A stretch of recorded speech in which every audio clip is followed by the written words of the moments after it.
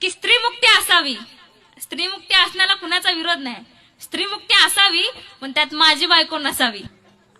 शहरातल्या बायका आज शिकून सवरून स्वाभिमानानं जगतायत, काही बायका जगतायत. पण मावशी, आज ज्या खैरलांजीमध्ये मरतात अशा सुरेखा आणि प्रियांकाही या देशामध्ये आहेत.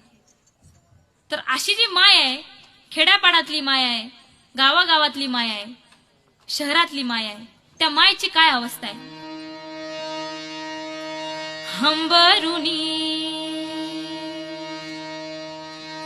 हंबरुनी वासराले चाटते जवा गाय,